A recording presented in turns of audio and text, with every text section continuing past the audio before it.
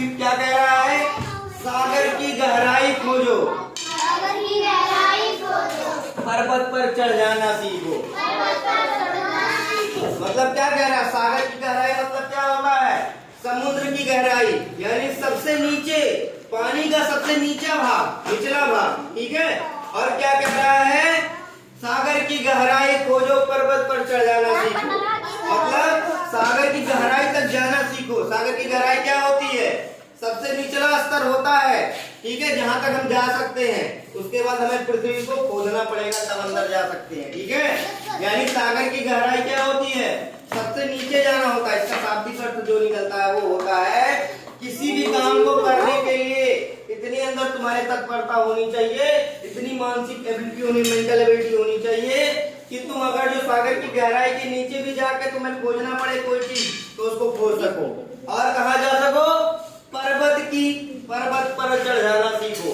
मतलब उस काम में सोचो नहीं, तनिक विचारो नहीं, वो भले ही पर्वत की ऊंचाई पे क्यों ना हो, क्या हो, चाहे वो सागर की गहराई में जाके करना हो काम को, चाहे पर्वत की ऊंचाई पे जाके करना हो, क्या करना चाहिए? उसको करना चाहिए, ठीक है।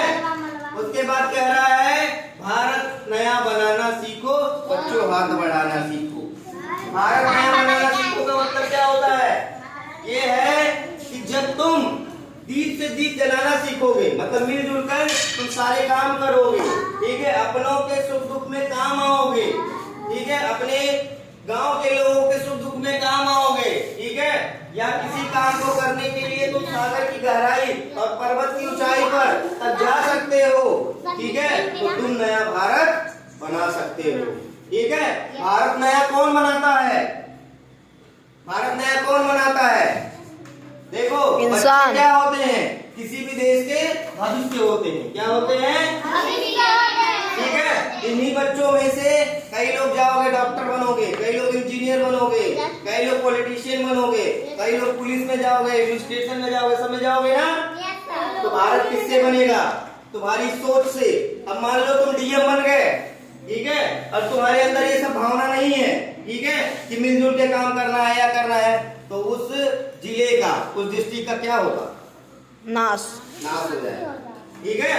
तो इसलिए ये कह रहा है कि जब तुम्हें दीप से दीप जलाना आएगा, ठीक है, पढ़ना और पढ़ाना आएगा, सुख दुख में सब साथ रहना आएगा, ठीक है, उसके बाद सागर की गहराई तुम्हें पता रहेगी, पर्वत की ऊंचाई तुम्हें चढ़ जाना आएगा, ठीक है, तो तुम भारत नया बना सकते हो, ठीक है। वही बच्चे भारत नया बना सकते हैं जिनके अंदर ये सारी भावना होती है।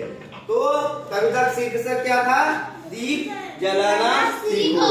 तो दीप जलाने का मतलब यही होता है कि मिलजुल के सारे काम करना चाहिए, चाहे वो कितनी लड़ाई झगड़ा हो, चाहे वो कुछ भी हो, लेकिन आपस का भेद भुलाकर एक हो जाना चाहिए। क्या हो जाना चाहिए?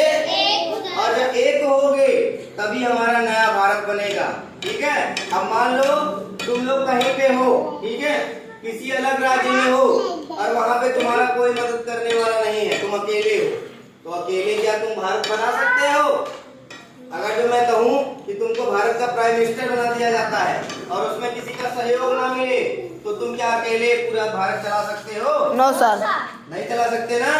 तो बिना सबके मिलजुल के काम किए कोई काम नहीं होता है। तुमने एक कहानी भी सुनी होगी कि एक किसान के 3 बच्चे थे। Yes sir. क्या करते थे? आपस में लड़ते रहते थे। तो आपस में लड़ने की वजह से किसान बहुत परेशान रहता था, तो उसकी तबीयत खराब हो गई, उसकी मरने की स्थिति आ गई थी। तो उसने क्या किया? बोला जाओ सारे बच्चे गांव से, मतलब जंगल से लकड़ियां इकट्ठा करके लाओ। सबने एक एक लकड़ियां लेके आई और उसने क्या किया? उसका गट्ठर बना दिया। गट्ठर बना करके चारों बच्चों को अपने सामने खड़ा किया और बोला गट्ठर को तोड़ो, ठीक है।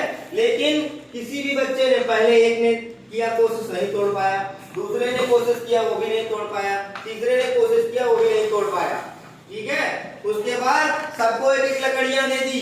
अब बोला आप तोड़ो, तो सबने खटाखट तोड़ लिया लकड़ियां। तो क्या बोला उसने? इससे क्या सीख मिलती है? गट्ठर क्या होता है? लकड़ी का एकजुट रहता है ना। तो इससे ये शिक्षा मिलती है कि जब आप इकट्ठे रहोगे, ठीक है, मिलजुल कर रहोगे, तो तुमको कोई तोड़ नहीं सकता। लेकिन जब लकड़ियों को अकेले अकेले कर दिया गया तो सबने तो जब अकेले रहोगे तो कोई भी तोड़ ले जाएगा, लेकिन जब इकट्ठा रहोगे तो कोई तुमको छू नहीं सकता है।